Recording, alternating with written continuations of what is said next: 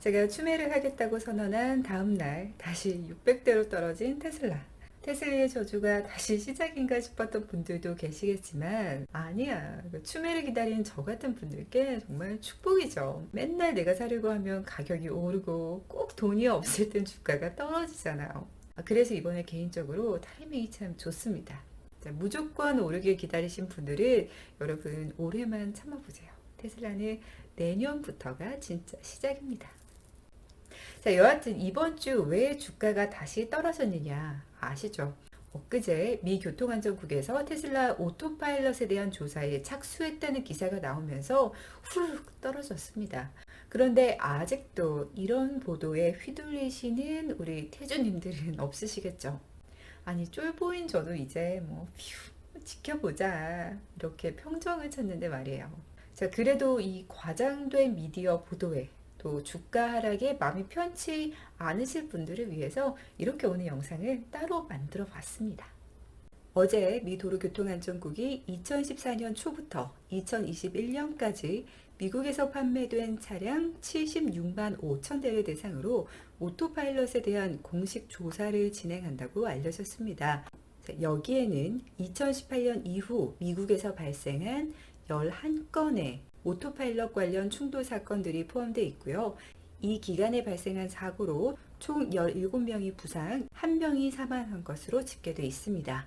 대표적인 사건 중 하나가 2018년 1월 LA에서 발생한 이 소방차 충돌 사건인데요. 교통인식 크루즈 컨트롤이라고 하는 모드의 테슬라 차량이 주행 차선 일부에 걸쳐 정차된 소방차와 충돌을 한 그런 사건입니다.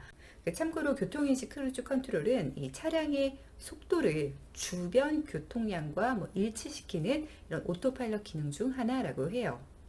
교통안전국의 오토파일럿 조사 사실이 알려지자 미디어에서는 언제나 그렇듯 대서특필하며 해당 내용을 다뤘는데요. 자, 이 가운데 일부 주류 언론들은 아주 과장되고 불충분한 정보 제공으로 대중을 공포에 떨게 만들었습니다. 이는 주가 하락으로 이어졌죠. 특히 CNN, 아주 대표적인 예인데 헤드라인을 이렇게 뽑았어요. 계속된 응급 차량들과의 충돌로 테슬라 차량 조사받는 중. 누가 보면 테슬라 차들이 소방차나 구급차 등을 줄기차게 박아온 걸로 알겠네요. 자, 그런데 이번 조사에 대해 대부분 언론에서 언급되지 않은 점이 있습니다. 바로 해당 사고들의 당시 운전자의 상태예요. 11건의 충돌 사고 대부분은 오토파일럿 기술의 실패가 아닌, 오작동이 아닌 운전자 부주의로 인한 것이었습니다. 자, 보시면 2건의 사고는 음주운전이었고요. 1건은 운전자가 정지면허 상태였습니다. 그리고 다른 4건 역시 약 4분가량 핸들을 잡지 않은 등의 운전자 부주의와 관련된 것이었죠. 나머지 4건의 케이스는 경찰 보고서를 구하지 못해서 정확히 알 수는 없지만 11건 중 7건이 운전자 부주의로 인한 것이었습니다. 자, 한편 명백한 미디어의 실수를 보여준 케이스가 같은 날 있었는데요. 어제 하필 이 교통안전국이 오토파일럿을 조사한다는 발표가 난 그날에 영국에서 모델 3가 한 학교 주차장에서 충돌 사고를 냈어요. 이로 인해 6명이 부상을 당했는데요. 그런데 영국의 대표 미디어 로이터 통신이 이렇게 헤드라인을 뽑았어요. 영국 남부의 학교 주차장에서 자율주행 테슬라가 충돌해 6명이 부상을 당했다. 자, 누가 보더라도 테슬라 오토파일럿 오작동으로 인해 6명이나 부상을 일으킨 대형 사건이 됐습니다. 자, 그러나 사건에 연루된 모델3가 자율주행 차량 기능이 없다는 사실이 밝혀지면서 이 미디어의 부정확하고 무분별한 테슬라 보도에 대한 민낯이 또 한 번 드러나게 되었어요. 로이터는 해당 기사에서 자율주행이 언급된 부분들을 삭제한 뒤 기사 중간에 이렇게 수정 업데이트했다는 사실을 살짝 밝혔습니다. 자, 그리고 오늘 오전엔요, 마크 필즈 전 포드 CEO가 CNBC와 인터뷰를 진행을 했는데 교통안전국의 테슬라 오토파일럿 조사에 관해서 이건 엄청난 조사라며 테슬라의 나쁜 소식이 될 명백한 신호라고 지적을 했습니다. 그는 교통안전국의 이번 조사 대상이 지금까지 테슬라가 생산한 차량의 절반 이상인 것이라며 만일 오토파일럿 기능이 표준에 미치지 못한다는 결론에 이르면 테슬라는 수십억 달러의 비용이 드는 대규모 리콜을 시행할 수 있다고 강조했어요. 내년 정도의 조사 결과가 나오면 주가 확 떨어지는 거 아니야? 라는 생각이 절로 들게 하는 인터뷰였습니다.